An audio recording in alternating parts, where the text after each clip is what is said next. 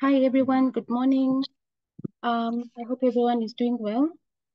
My apologies for starting late. We're having a few challenges here and there with technology, but now we're about to start. My name is Wanjiru Wairimu. I'm the Program Officer for Feminist Opportunities Law, and I would like to invite you to this webinar. I will not take a lot of your time because you're already late. Just ስሜ going to hand it- ዋንጅሩ ይባላል። ብዙም ጊዜያችሁን አልወስድባችሁም። Okay, Wanjiru, sorry, before we go ahead, Mhm. am I going to murmur or can I just carry on while you are talking? Will they hear me without getting disturbed? So the plan is to ask everyone who wants to access the webinar through Amharic to go to the icon down there that is written translation and click on the icon that is written French. So from that icon, they will be able to listen to you simultaneously. So you will not have to wait for us to stop talking. You'll just talk continuously. Awesome. Do I have to confirm with Azeb right now? Yes, maybe we can confirm before we start. Okay. Azeb, Yes, I can hear you. እንዴት አደርሽ? ሰላም ነው? Can you hear me? Yes, I can hear ደህና you. እንዴት አደር? ሰላም ነኝ። አማርኛ ትራንስሌሽን የምትፈልጊ ከሆነ ከስር ትራንስሌሽን የሚል አለና ፍሬንች ገብቶኛል። ገብቶሻል አይደለ? ምናልባት አዎ ፓርቲሲፓንቶቹ ይፈልጉ እንደሆን አላውቅም። ከዚህ በፊት ያደረግነው ወርክሾፕ ላይ በእንግሊዝኛ ነው ያደረግነው። ምናልባት እንግዲህ ጥቂቶች ጆይን ያደረጉ ይሆናል አማርኛው ላይ። እኔ እዚሁ እንግሊዝኛው ላይ መሆን ነው የፈለኩት። ኦኬ እሺ እስቲ ልንገራት ዋንጂሮ። Yes. Azeb will be okay on listening the English, but she said that there is participants who might need, but I cannot see who is the participant. Maybe you can ask in Amharic if there are any participants who want to join the Amharic version. Then you can give them instructions on how to join it. Okay. Sorry, you need just to get connected through the French channel, so people will hear you just in the French channel, and the people who are using the English one, we won't hear you. So like that, we can do it simultaneously. Yes. So you have to be connected through the French channel to hear you through there. Yeah. Yes, thank you, Antonia. So what she's saying is that the interpreters need to be on the French channel, not the English one. So that we are on the English, we are on French channel. You're on the French channel, okay. No, yes. but there is a problem because we can hear you even if we are not in the channel. Can you speak to see if we can hear you in the French channel, please? I will change and then try to listen you. Can you speak? I am speaking right now. Can you Okay. guys hear me? Yeah. Yes. Okay. And in the English one, can you continue, please? On the same French, I'm on English. Actually, we hear you in both, so In this is the both, problem. yes. This is the problem.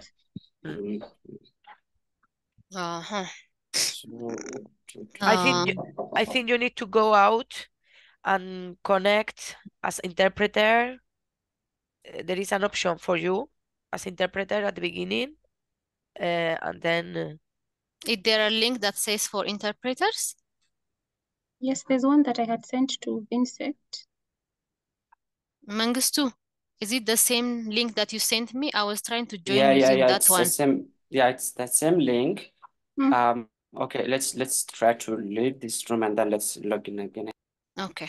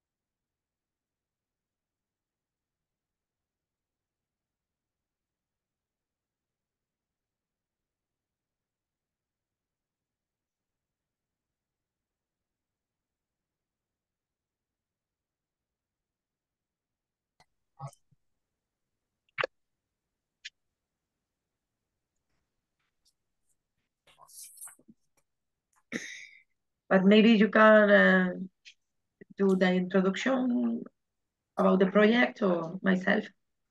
Okay. But I don't know very well what IPPF is doing. All right. I can do the introduction. Hi everyone. Good morning. Thank you for እንዴት being patient. አደራችሁ? ስለታገሳችሁ እናመሰግናለን። Thank you for being patient with us. And we are going to start. We had planned for አሁን interpretation, but we're having a እንጀምራለን። few challenges here and ትንሽ there. ችግር ስላጋጠመን ነው So welcome to this በአስተርጓሚዎች webinar. ለማገናኘት Has ወደዚህ been organized ዌቢናር by እንኳን ደህና Feminist መጣችሁ። opportunities now, and we are going to be በፌሚኒስት presenting an ኦፖርቹኒቲ analysis of the የተዘጋጀ ነውና context, factors, capacity, በፌሚኒስት ላይ and አቅም challenges of feminist እንዲሁም CSOs ተግዳሮቶች when it comes to አውደ fighting ርዕዩ against gender-based በዛ ላይ violence in ያተኮረ ነው። Ethiopia. በተለይም ደግሞ የጾታ ተኮር ጥቃት ላይ ያተኮረ ነው ማለት ነው። I'm going to hand it over to Antonia, who is the consultant in አሁን charge of ደግሞ this work, and አማካሪ she will start the ለሆነችው ወደ presentation. አንቶኒያ ወደ እሷ እንመራለን ማለት ነው።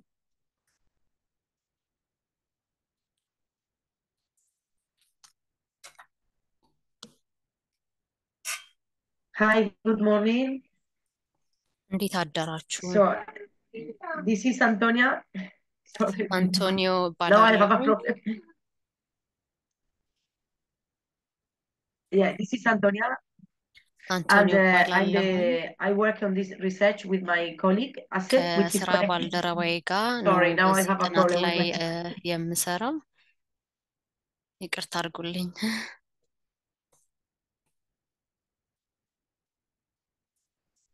Okay.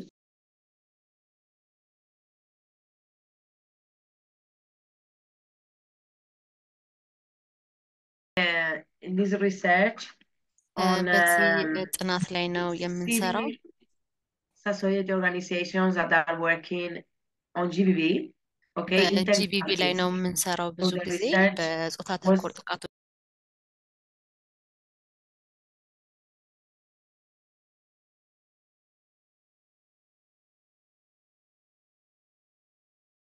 stop and then you translate, because otherwise for me it's very difficult to. Okay, can we do this, by the way? Let's see how many of those participants are really want this Amharic. Maybe if they miss something, we can translate for them. You just proceed for now. What do you think? And then they can raise they can raise the hand or if they don't understand, maybe.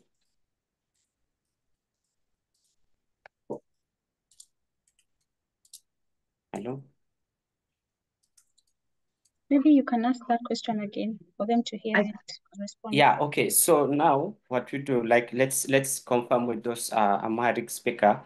If they don't understand the English one, we are here, we will assist them. But I don't think that it will be easy to translate this way, you know, for Amharic Maybe you speakers. Another thing that normally in some meetings, what I do is just maybe you can translate in the chat, write in. I don't know. Hello. Hello, Yes, we can Tariq. hear you. Yeah, Okay. ይሰማኛል። እሺ ምን አልከኝ? Good morning, everybody. Morning, Tariq. I'm Tarike from Amara Omana session, Bahar Dar, Ethiopia. It is better to discuss with English if the interpretation is takes time as well as Tadi. So we can, on my side, I can understand and I can communicate with you. Okay, in case of anything, for Amharic speakers, just let's know we are here to assist you so that we will translate for you guys. So Yeah. now, yeah, let them proceed. It will be easy way, you know? Yeah. So we will follow up. We are here. In case of anything, we will translate for you. Okay. So Okay. let's proceed this way, I think, instead of like, yeah, what do you think? Mangistu, can you also talk in Amharic in case if we left out somebody else? Yeah, so sure. that we can confirm.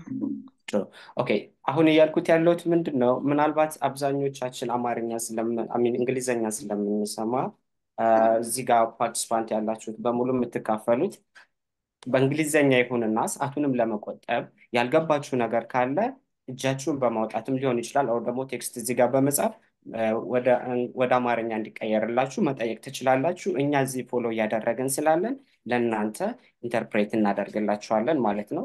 ይህንን ነው እያወራን ያለ ነው። አንደኛ ጊዜም እንቆጥባለን። በዚህ ወይ ብንሄድ ምን ይመስላችኋል? ቴክስት ላይ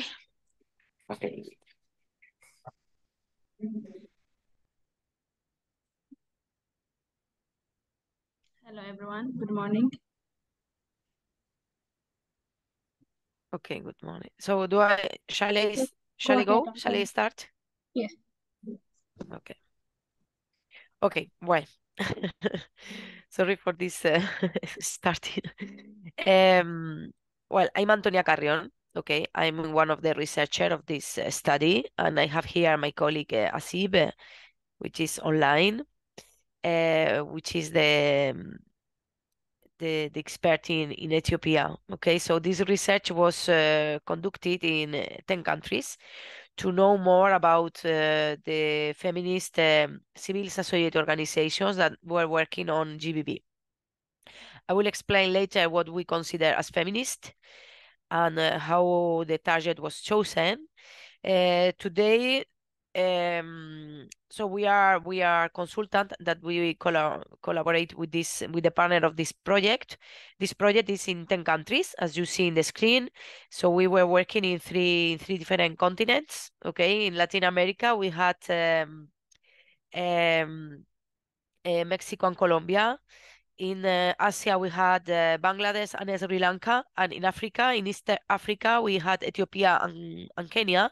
And then in Western Africa, we worked with in Niger, Guinea, Burkina Faso, and Ivory Coast. The structure, we were a multi-disciplinary team, and with 13 people, 3 people in the coordination, including myself. And then in every country, we had a gender expert. And Asib is my colleague in Ethiopia. So she will give support for the questions and some comments that you might know during the research, because she's the one who really knows much better about the context. But in this first, I will just present the general results of the research regarding the 10 countries. This is the structure of the presentation. We will start with the methodology and then the results in the 10 countries.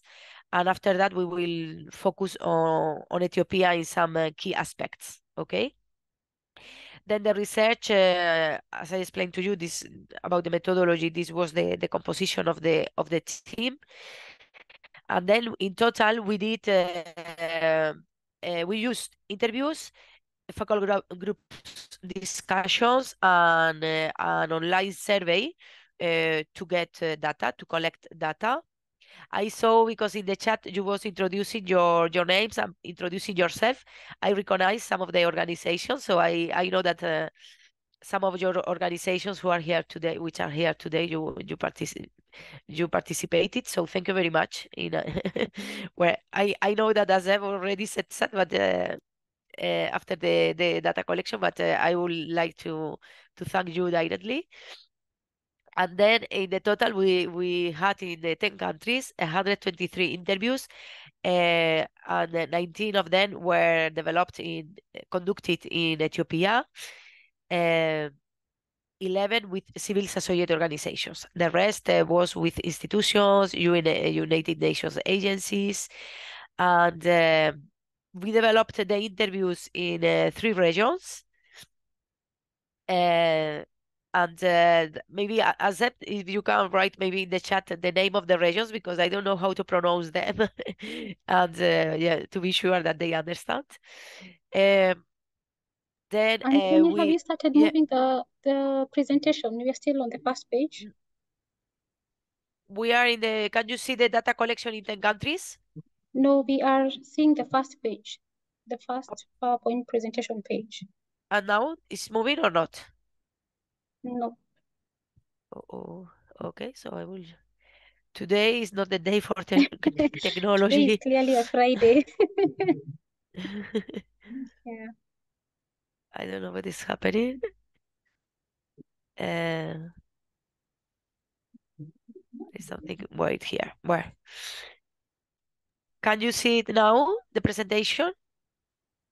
Yeah. Can you see the presentation now? Okay, and now it's moving? Yes, Yeah, it's moving now. Yeah, yeah. Thank you. Okay. Yes. Okay, great. Sorry. Thank you, Banjiro. Yeah. So I was here in the explaining to you that can you see data collection in 10 countries, and then the global and in Ethiopia, right? This is the slide that you are watching. And then we had one focus group in Ethiopia with the participation of representatives of 13 civil society organizations. We did the focus group, we did them online to facilitate that, to have many organizations all around the country. So that's why they were online. And then we did the online survey. Online survey, as we did, we prepare a list of, in collaboration with the partners of the project, we prepare a list of organizations, civil society organizations, working in gender, that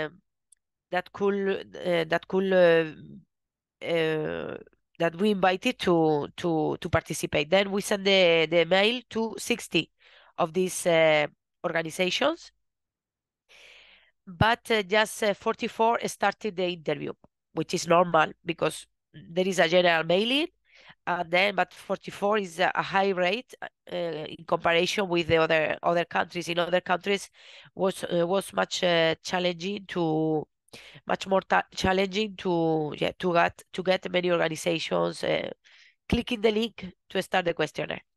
And then from the 44, just 38 passed the eliminatory questions. Then I will explain you a little bit more about the eliminatory questions, because I think this is very important for your understanding of the research. The eliminatory questions was because our target was, at the beginning, the first of all, civil society organizations. That means that if you are a research center, if you are a consultancy company, if you are an individual activist, you want to be targeted by the research. So this is that you have to be a civil society organization or community-based organization, of faith-based organization as well, but registered or not registered, but that you know, it's a movement from the civil society.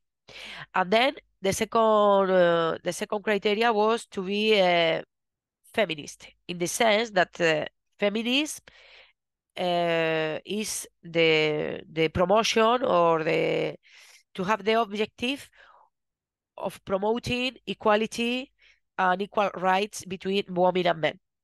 Okay, so if you were an organization where your whose main objective was to promote equality and equity between women and men, then you were target for the research. Otherwise, the questionnaire expel you.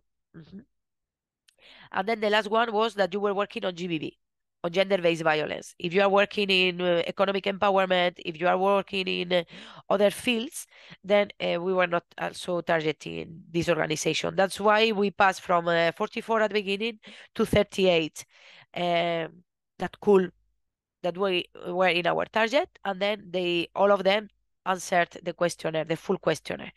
This is I think the Ethiopia maybe is the only country where everybody that started the questionnaire finished the questionnaire, because it was a very comprehensive questionnaire, and it was, you know, it took times to respond it. So thank you very much again. And then the global research. Okay, some ideas. The report is very long. The report is 300 pages with all the countries. So yeah, we were gonna just present the very general information on civil society organizations, because the report also include information on the context, on the legislation, on the factors that are influencing GBV in every country. But yeah, we are not gonna present that today. We are just focusing in the characteristic, in the capacities of civil society organizations. So all across the 10 countries, we could see that most of civil society organizations in countries are targeting women and girls, and then children as well. Okay, this is the third target, which means, but this is not in every country, which means that civil society organizations that are working in GBV, they worry about the situation of women and girls, but in some case, they are as well organizations working in children's rights that work on GBV. And this is mainly the case of African countries, where we can see some kinds of violence that GBV, the gender-based violence that affect specifically girls. We are speaking about the female genital mutilation or child marriage, this kind of violence. And then where this is the general trends, and some of the organizations, when they speak that when they say that they are including men in their work, this is also because they are as a way to prevent, okay, in raising awareness activities and as a strategy to prevent GBV. Other groups that are important, because in the research we were very interested in see how intersectional discrimination was affecting gender-based violence, which means how some specific groups are more vulnerable to GBV.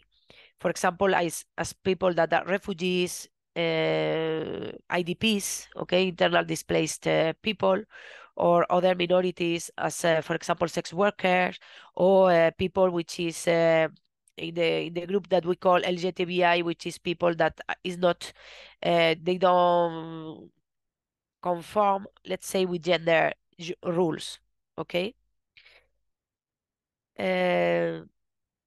So, and then, but this group, as you see, these specific groups are less target than the general women and girls.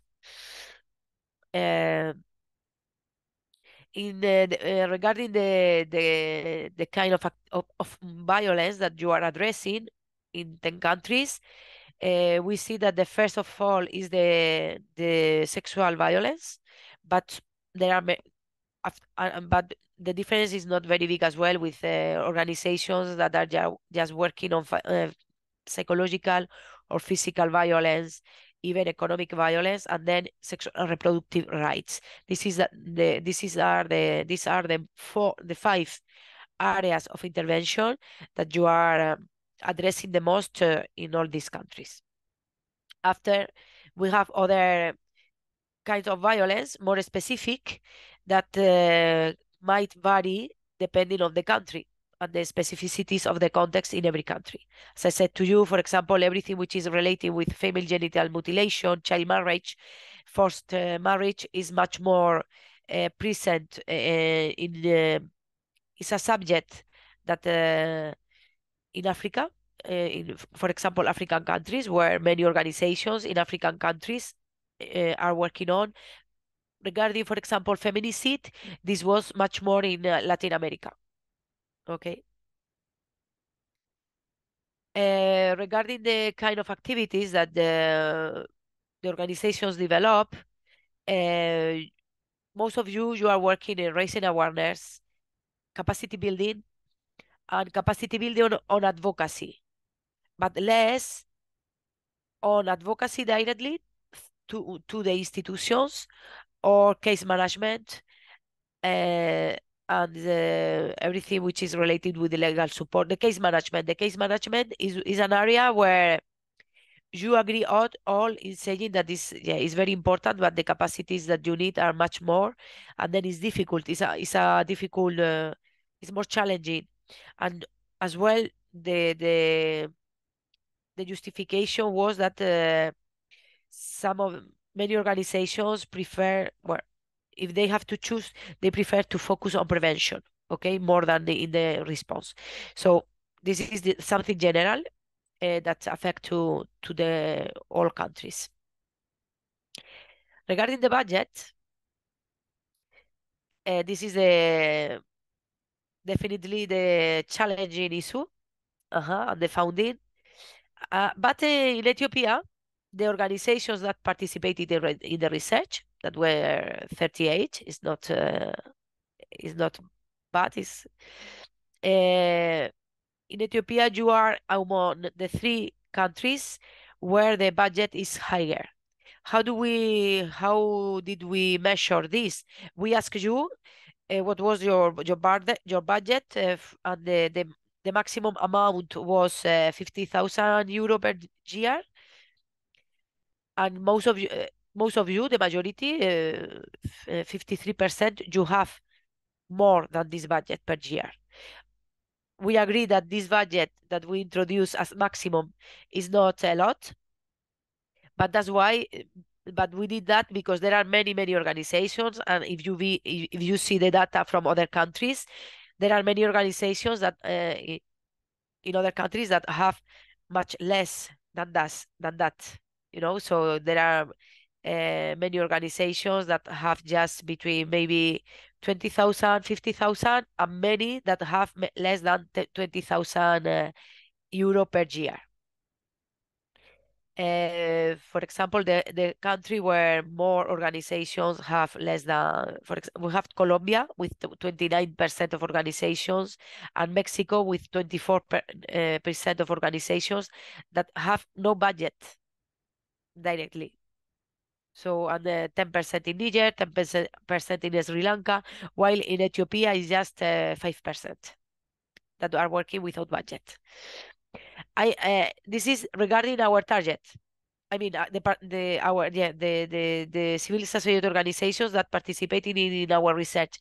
Maybe there are some organizations that we could not target, but in the case of Ethiopia, I will say that because one of the main limitations of the research was that we were working just English, French, or Spanish. But in the case of Ethiopia, my colleague, as she worked in Amharic, sorry, because I don't know how to say that in English. Amharic, well, in the in the language. In Spanish is something we don't call it, nothing to do with the real within English. How do we call it in English? So, and then well, I think that we could target many organizations, even if they were in the regions or if they were not English speaker. And yeah, we did as well work in some regions. So this help us to have more, allow us to have more organizations and more local organizations. And regarding the capacities and the evaluation that you do on your capacities, we can see that we ask you your level of agreement with this statement. And the statement was, my organization faces structural problems which have an impact on its capacity for action. Structural problems, which means financial stability, diversification of funding, turnover, this kind of situations. So in the case of if you agree with this, if you agree a lot, 5, if you totally agree with this statement, is because you think that your organization face these structural problems. Otherwise, you think that your organization have some capacities. And we see that the Ethiopia is in the middle. Ethiopia is like in the middle, 2.5 regarding the evaluation of your capacities.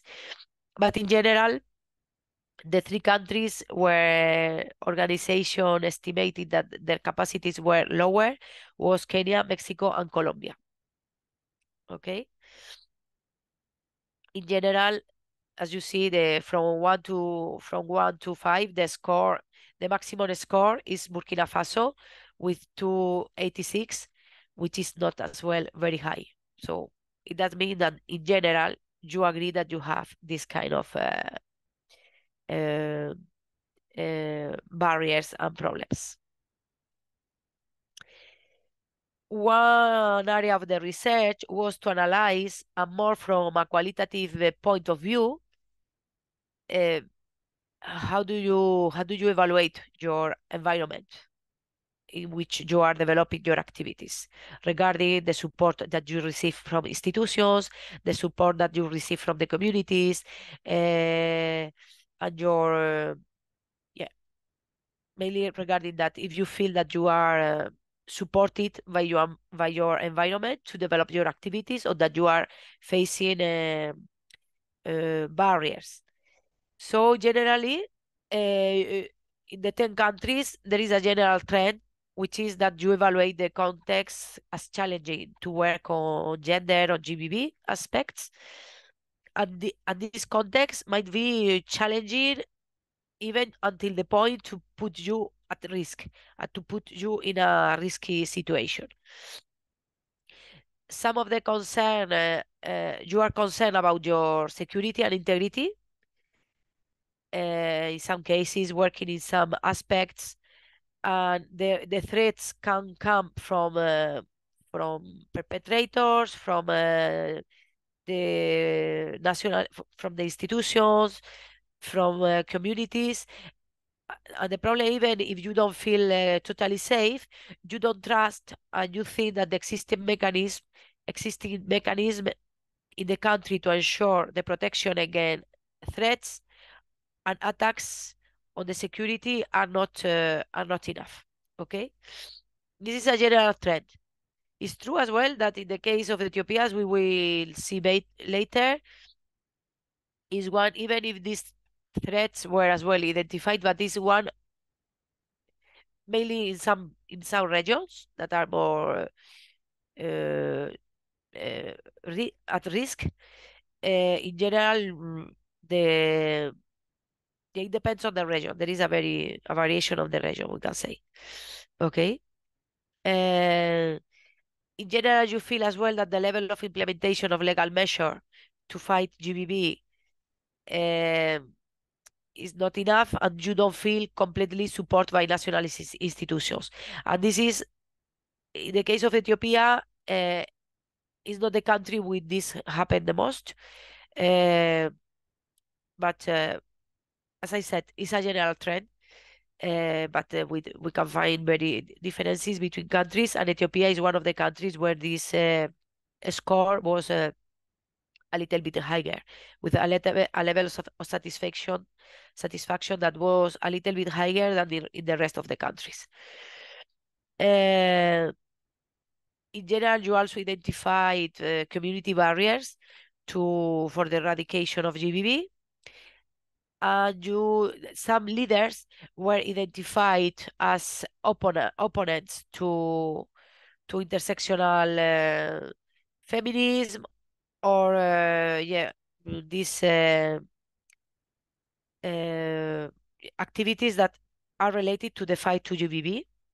Okay, and then this you were speaking in every country, the kind of role, let's say, that was identified as being opposite to this, an opponent to feminism, was people with conservative values, traditional leaders, mainly traditional religious leaders, some community leaders. At the same time, in many countries, this leader could be as well allies. I mean, they could collaborate with the organizations. So we found the two kinds, because organizations are working a lot with this strategy to target leaders, because we know that they are the leaders of the community and they might be an opponent, and then we target them to promote cultural change or raising awareness, community behavioral change, not cultural change. This is what I wanted to mean better than cultural. Behavior change, and to finish with a traditional harmful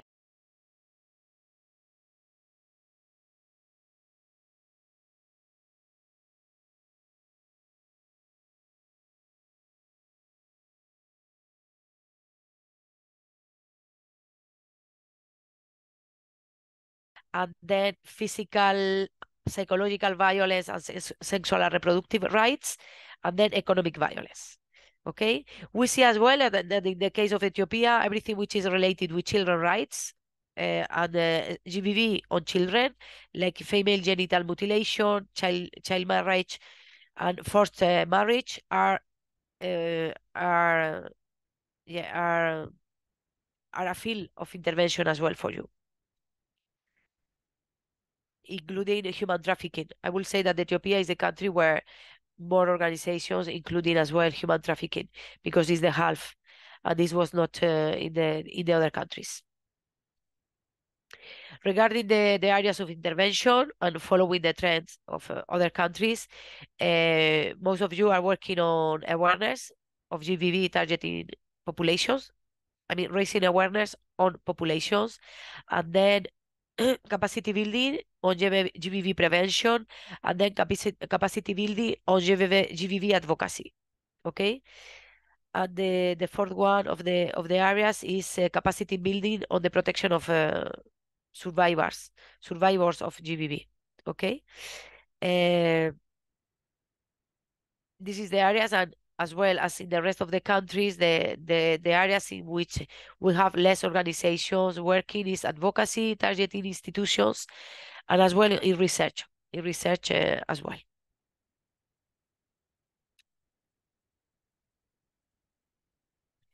Regarding the level of intervention, your area of intervention, 60% of you were working at national level, 24 at local level, and 18 at regional level.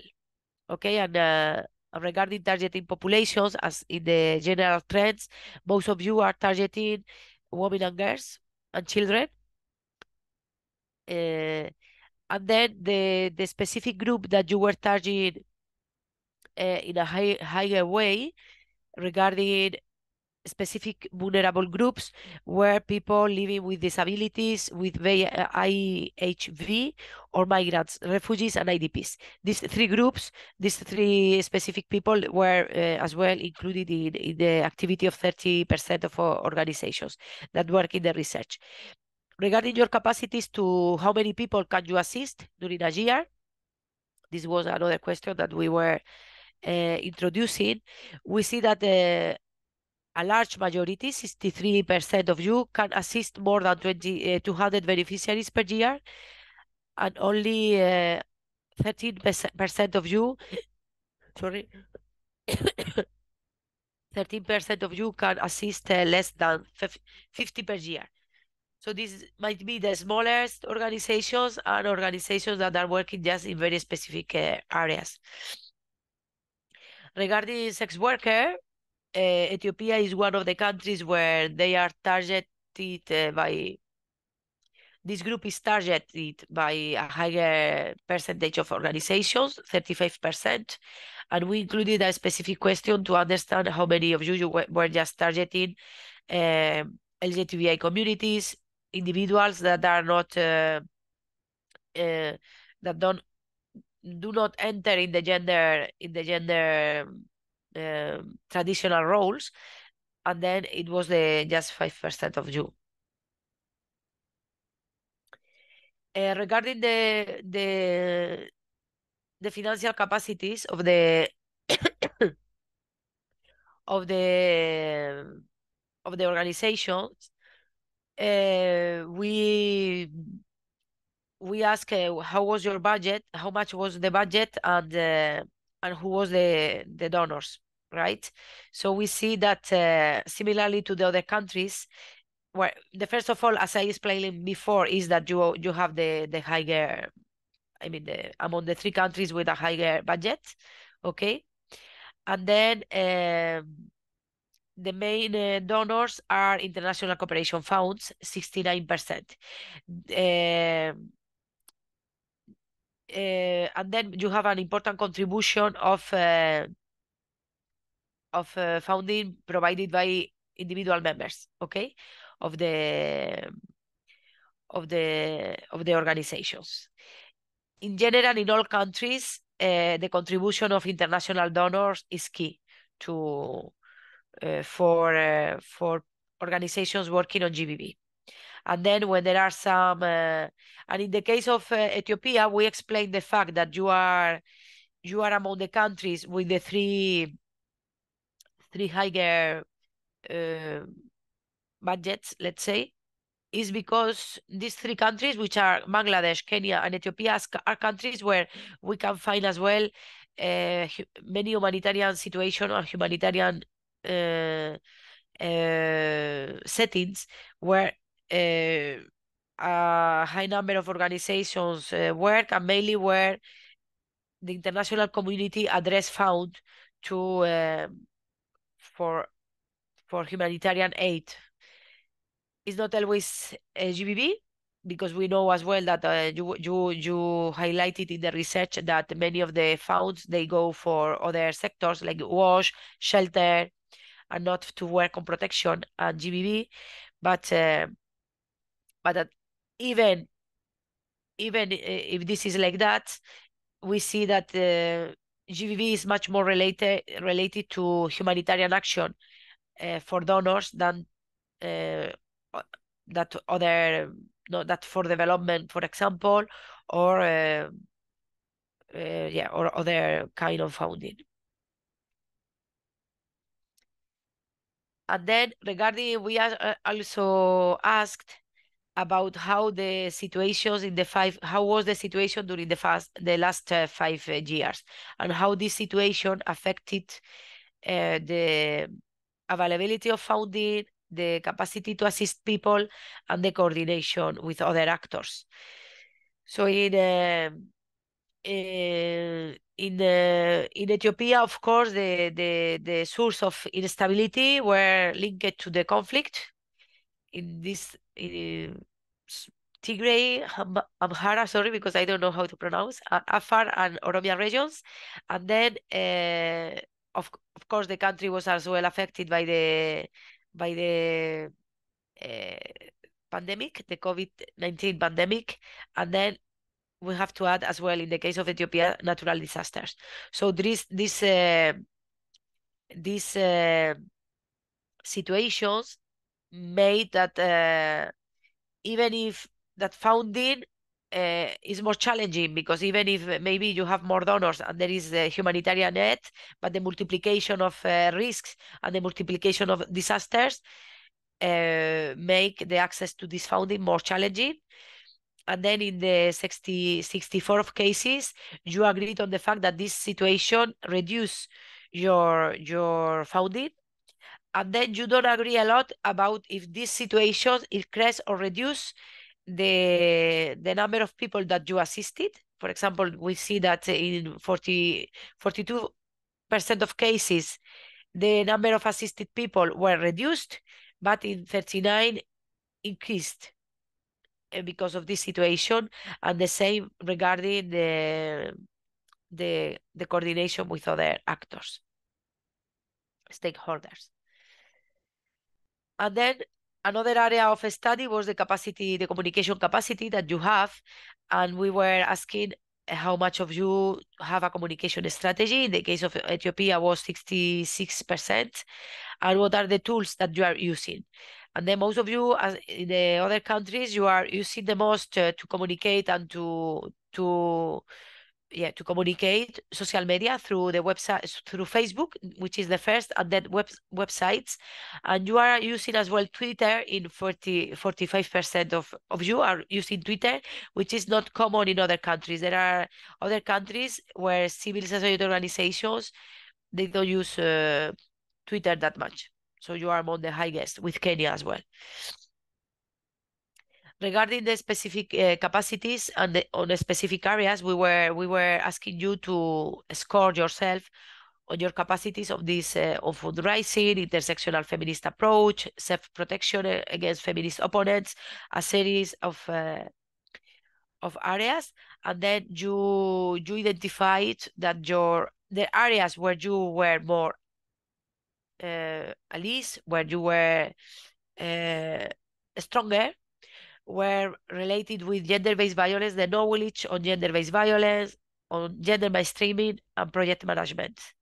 And where you need more support is in everything which is related with fundraising, intersectional feminist approaches, and self-protection against opponents of feminism. In conclusion, to finish, Ethiopia is the country where more organizations work on GBV and target children at the same time. Ethiopia is as well among the countries where the organizations, you have more budget and more staff, so you are more consolidated. Even if you evaluate your capacities as medium, we can say low, medium. International cooperation is the main contribution to your budget, but as well, and very important because this is something that is not happening in other countries, the contribution of your members is important. And then the hurdles faced by your organizations are related to fundraising, intersectional feminist knowledge, and capacity to include this approach, and the self-protection against opponents of feminism.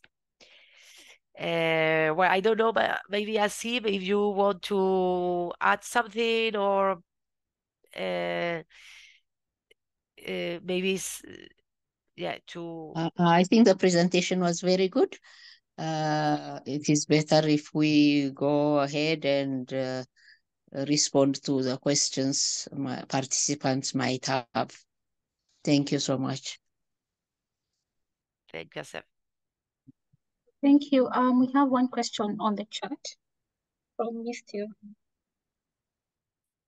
Yeah, regarding the structural problems, we were asking that exactly the level of, what was the level of agreement with this statement? And the statement was, my organization faces structural problems that impact on its capacity of action. And then as example, we had turnover, difficulties to accessing funding, not having a diversification of donors. So this kind of structural problems that can that can influence your capacity of action and make it not permanent, or it was related to that. All right, thank you. Mr. I hope that the answer was satisfactory to you. If anyone else has a question, please go ahead and ask. I can see Suad's hand is up. Is this, do you want to say something? My dear, that was a long time and I'm an interpreter when I was trying to log in. Okay. Do we have any question, concern, comment? Feel free to unmute and just go ahead and speak.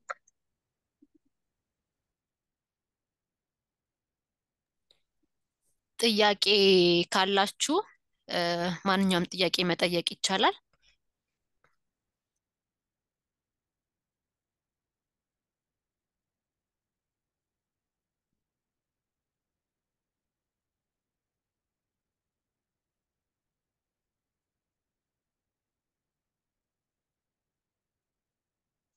Etafera, who I can see your hand is up. Please go ahead and speak up.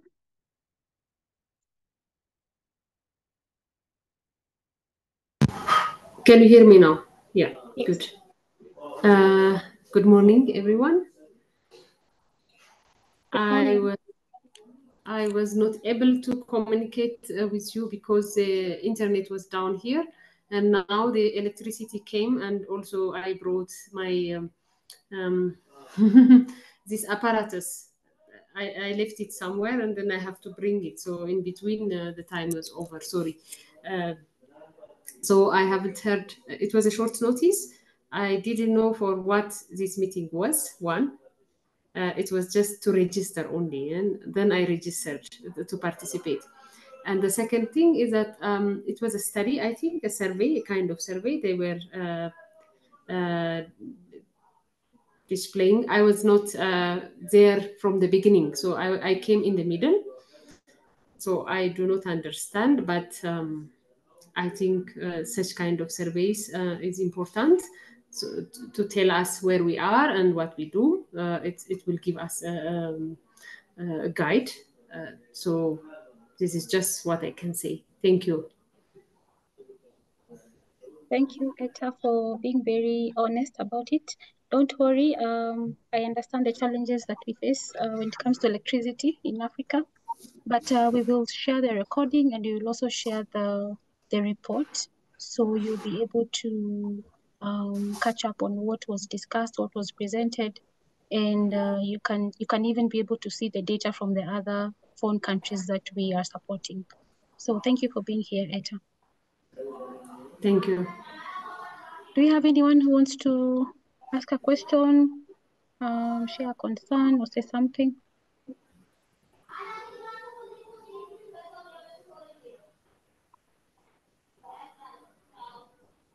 Yes, Mr. I can see your hand is up. Please go ahead and speak.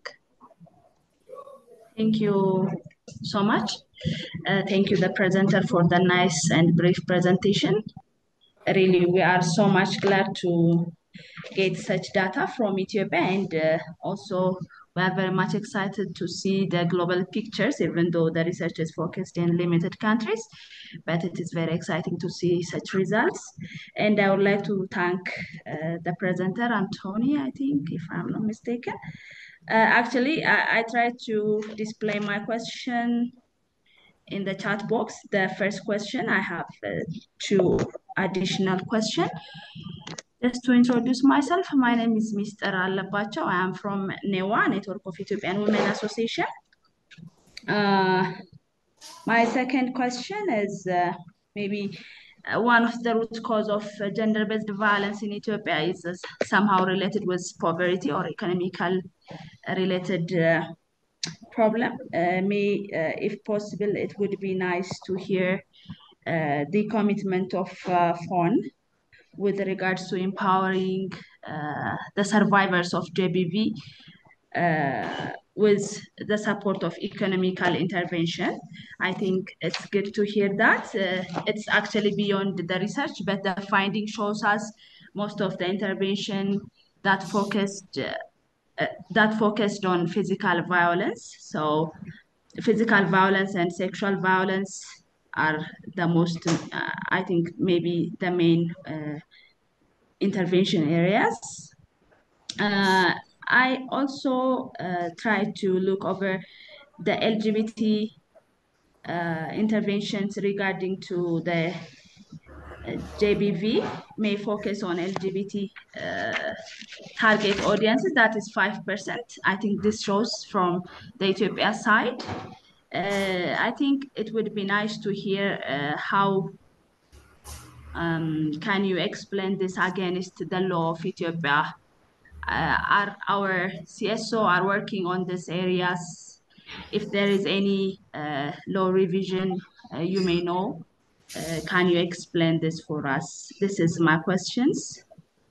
So thank you so much. Thank you for your question. So I will start with the first question, which was talking about, you were asking what is the commitment of FON when it comes to GBV in Ethiopia. Number one, the reason why we wanted to ensure that we have done this mapping and diagnosis in the countries that we are supporting is so that we can have hands-on data, real-time data on what exactly is happening in these countries in terms of GBV. What are some of the areas that need more support? Which are the areas that are highly funded?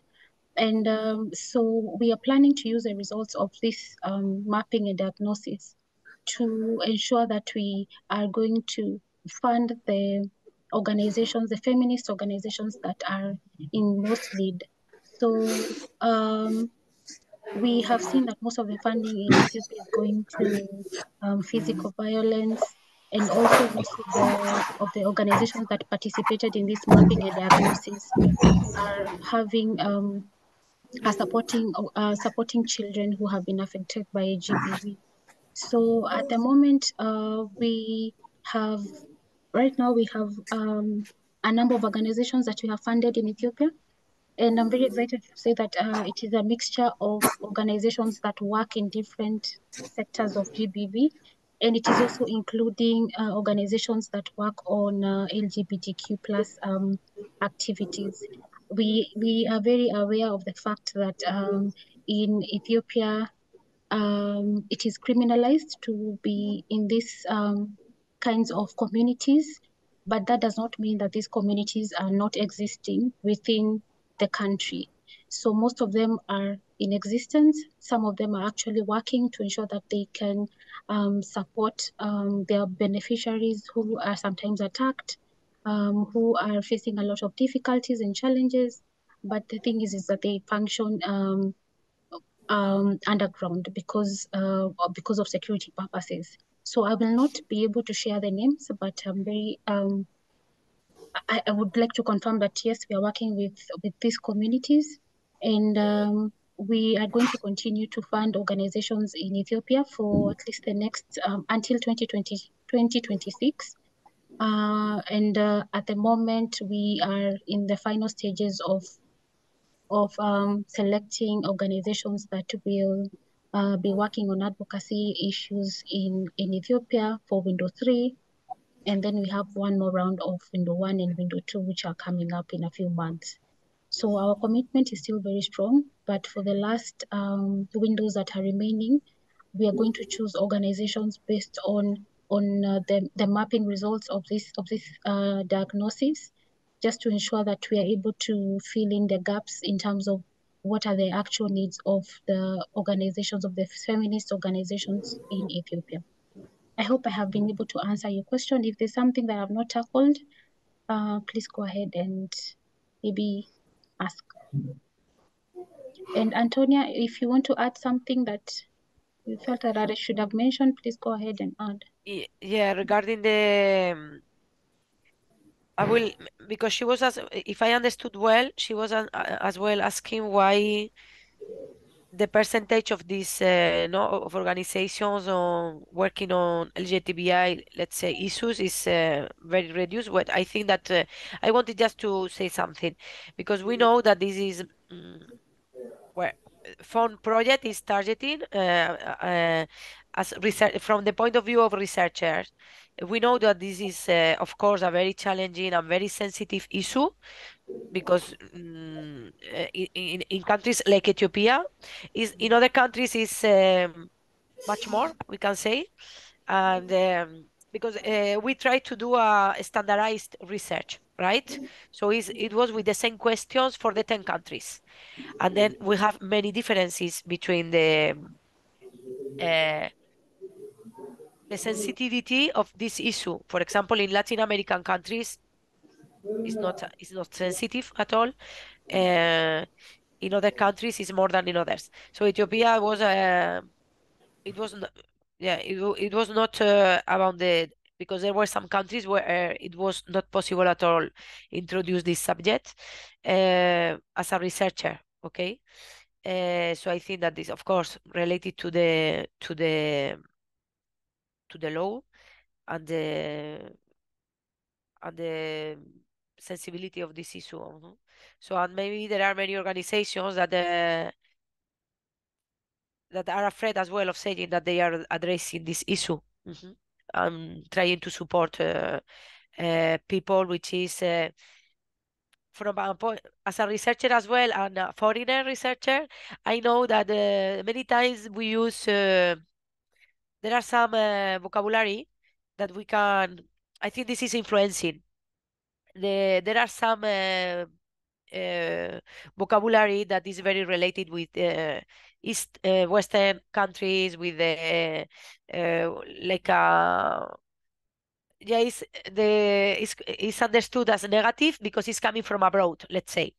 But that's why I was saying uh, which mean LGBTI and which mean feminist, okay, according to the research, because sometimes we focus on the word, which is something that's come from abroad, but the meaning is what is important. And when we enter in the meaning, then we see that there are many people that is open to work, for example, with people that is not in conformity totally with gender norms, or for example, in the case of feminism, no? So I just to explain that we were using the general wording, but that I know as well that in the case of Ethiopia is different.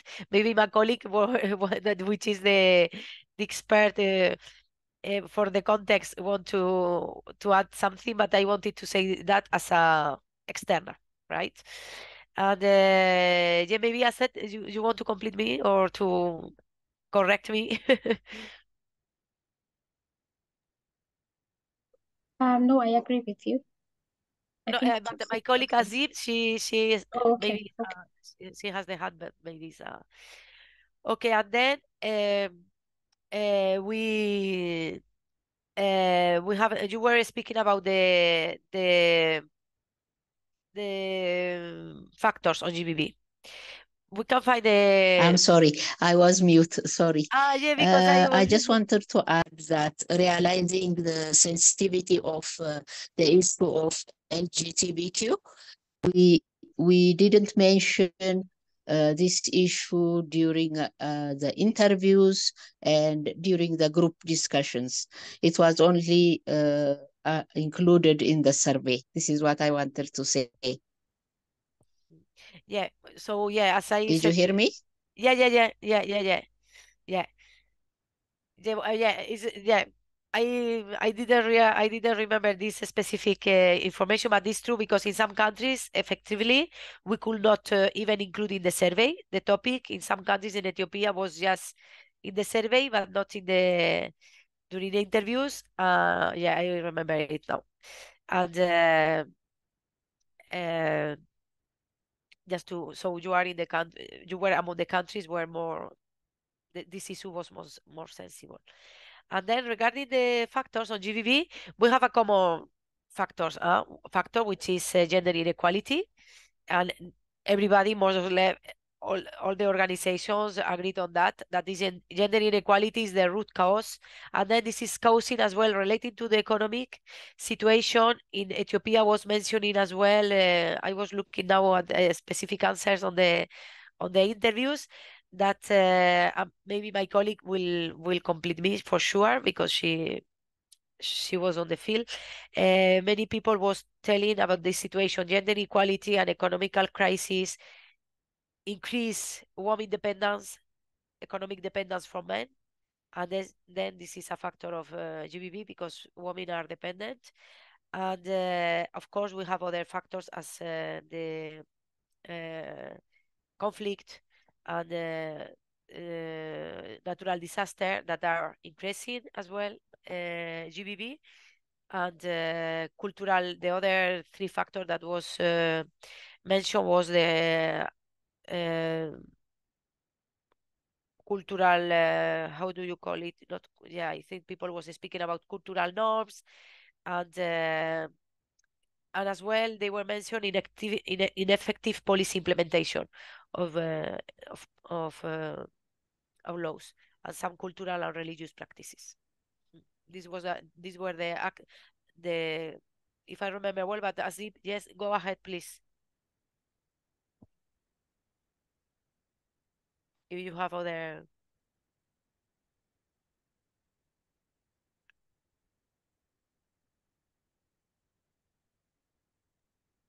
Yeah, I think it's okay. Can I Azib? speak now? Hello. Yeah. Go if you. Yeah.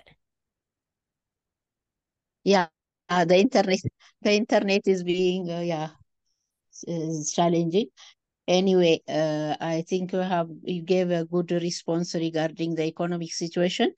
What I want to add is in the findings, we found that CSOs in Ethiopia have higher budget when compared with other countries. But I think it should be considered that Ethiopia is a country with a very large population, second in Africa. And we have been going through a lot of conflict during the last few years. So I feel that the budget assessment should not be compared with the other countries. It should be seen as a standalone situation. And in my discussion with the CSOs, they have been telling me that they don't have a sufficient budget, particularly those working in gender-based violence. I think will need a lot of budget in the near future. Thank you so much. Yeah. And this is as well, no, as in the survey, the first need in terms of capacity building was fundraising. And this is something, yeah, even in Ethiopia, no, where the budget is higher, but it's not enough at all. And then the first need for organization is fundraising, yeah. Yeah, thank you. Do we have any other question? I have seen the question from Maisa, and I have answered it on the chat. Do we have any other question or concern?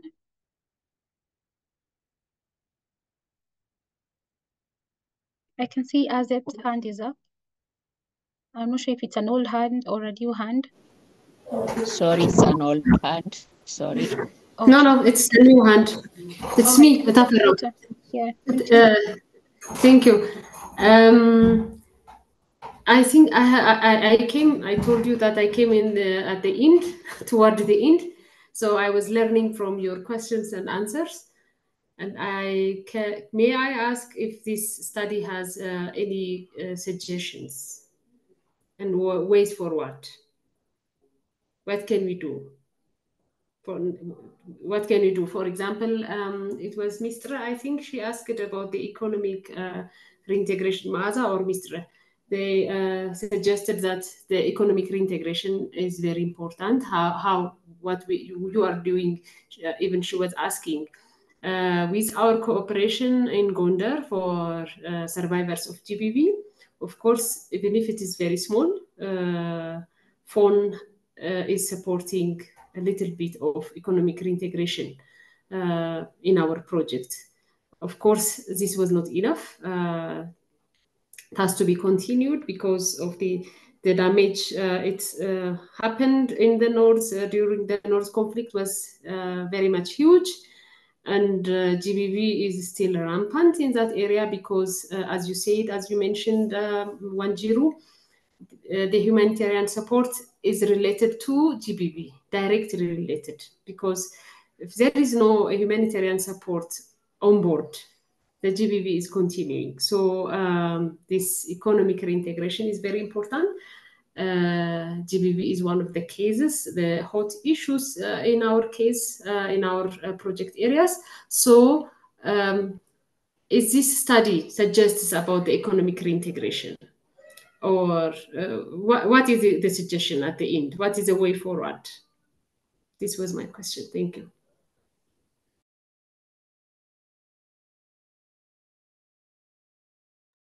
The way forward for FON is to use the results of this mapping to be able to guide us on which are the organizations or what are the GBV priorities that we need to take note of when we are choosing organizations that we need to fund, because we want to ensure that we fund the priorities as per each country. So that is what I would say would be the result of this mapping, apart from just getting some general knowledge on what is happening in every country that you're supporting, getting to know about more of the insights of the causes of these GBV issues. So the report, we are going to share with you the report. So the report, you can also read it and see how best you can incorporate the results of this mapping exercise to ensure that you also ensure that the scope of your work, the activities that your organizations do in terms of GBV are actually commensurate to the challenges that each region or each country is actually facing. So that is what you're going to do. That will be the results of this mapping as in terms of FON. Antonia, do you think there's something else that you want to add? Or you think they would use from the mapping exercise in their own organizations? Yeah, well, I think it's maybe definitely for the organizations. I think that the added value of this research is because information that we get actually is from them, right? So they might know a little bit the situation. Is true that is good always to have the different approaches, because one thing is what my organization is thinking or how my organization is, but to know the other. So in the case of the first thing that is in the case of Ethiopia, I think that they will have a good sample of organizations, so they can compare their situation with the situation of the other. So just to know where they are, and as well the added value, we cannot find many researches in 10 countries that are standardized. So this is an important added value to. It's true that we cannot compare everything all the time, like as it said, because the contexts are completely different. But finally there are many things that are general trends that are common to all of you. So this is important as well in terms of advocacy and to know that you are not alone as well, that there are many organizations which are in similar situations. So yeah, just in terms of advocacy, networking might be important. Thank you. I had seen a question there that what are the recommendations of this research? Yeah, we were the recommendation were more about the recommendation targeted. It was not for civil society organizations. The recommendations that we did in the research that were asking by in our commitment was to give recommendations for the FON project, how the FON project could address some of the situations, and mainly related to capacity building, and then founding. So the recommendations were regarding capacity building. You see, for example, we said that in Ethiopia, the three first areas of improvement that you identified was fundraising, protection against feminist opposite, and what was the last one? Sorry, I'm gonna check.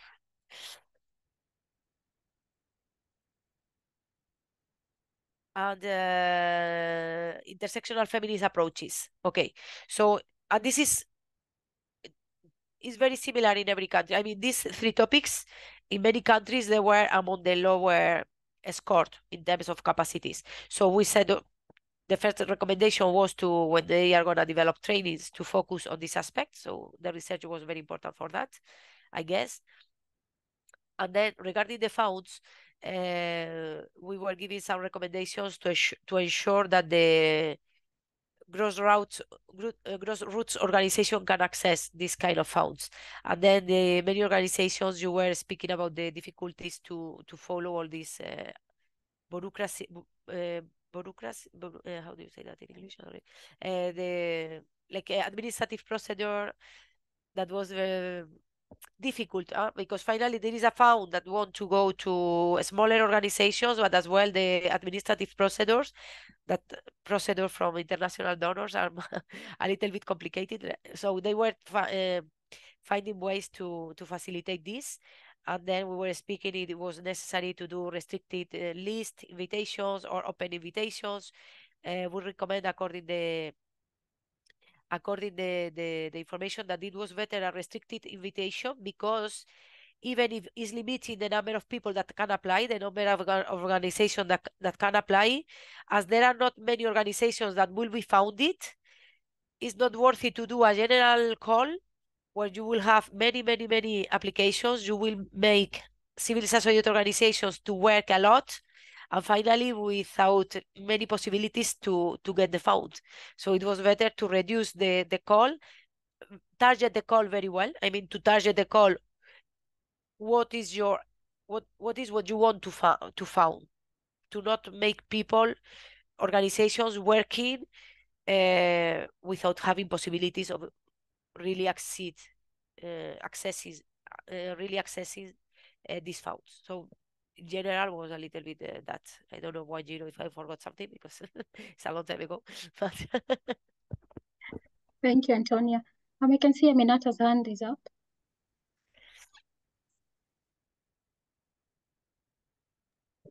Aminata, you can go ahead and speak. Yeah. Okay, can you hear me? Yes, I can hear you. Okay, thank you very much, Wanjiru, Antonia, and everyone, with the partners who are part of this webinar for the insights. Okay, I saw a message from me. That's okay. I just wanted to comment a little bit, Wanjiru, to add something on the previous question. You know, this is one of the series of webinars we have been doing in Africa. And one question that keeps coming is, what are the ways forward? What do we use this research for? How do we promote learning? For instance, yesterday, one of the partners said that we see that in Kenya and in Ethiopia, organizations have budgets that are greater than 50,000 USD. What could we learn from them? And the consultants have been providing some insights. I think this is one first good step that we could do to see when we look at the factors and the information that we receive. We are working in different countries. We are working in regions, and we can promote the learning. So this is something that we at FON will be facilitating, to see what other countries, if we see some countries, in some countries, the CSOs are doing great work in one area and the others are not, how can we promote the learning? This is one step. The second step is about advocacy.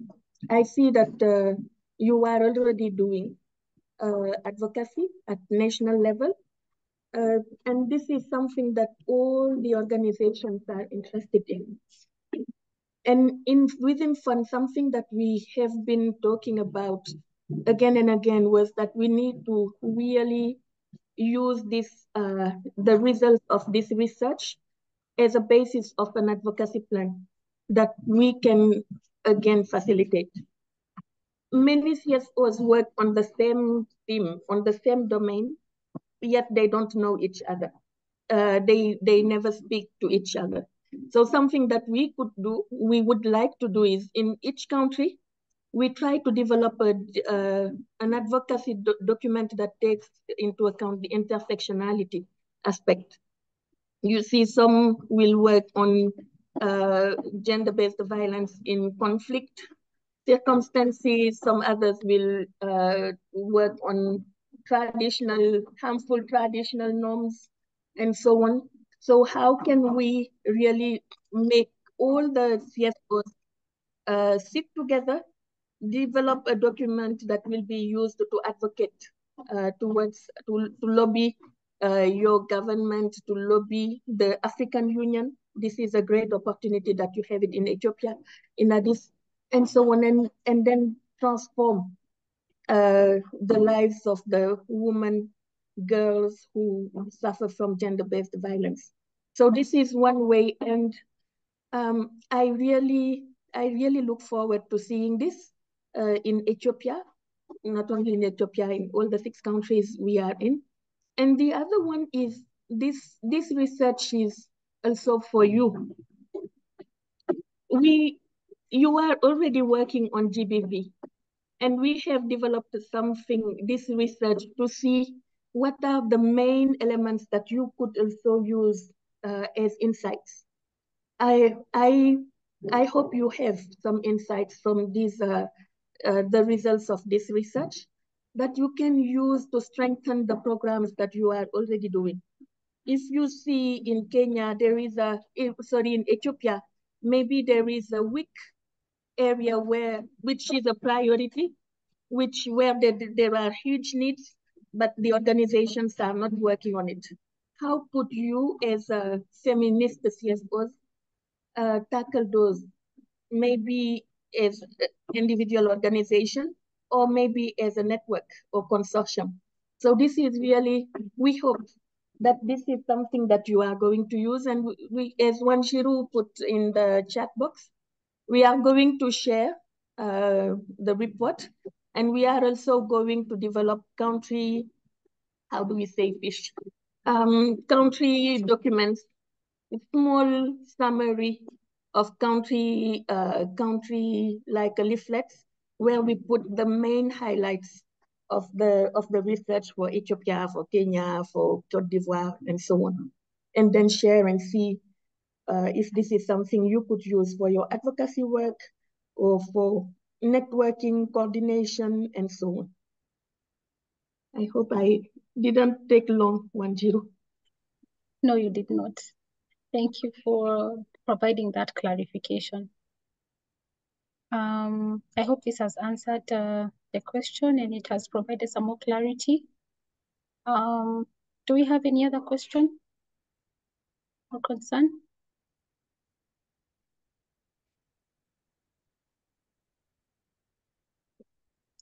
If not, I would like to thank you all for attending this webinar, for taking your time to be here, and by participating and asking your questions candidly. We really appreciate it. Thank you to Antonia and the other consultant from Ethiopia for your great work, for coordinating this, and also for the interpreters for being here. I'd like to thank you very much, and have a good rest of your day. Thank you. Yeah, welcome, Wanjiru. Bye. Thank you, Bye. Wanjiru. Thank you. Bye-bye.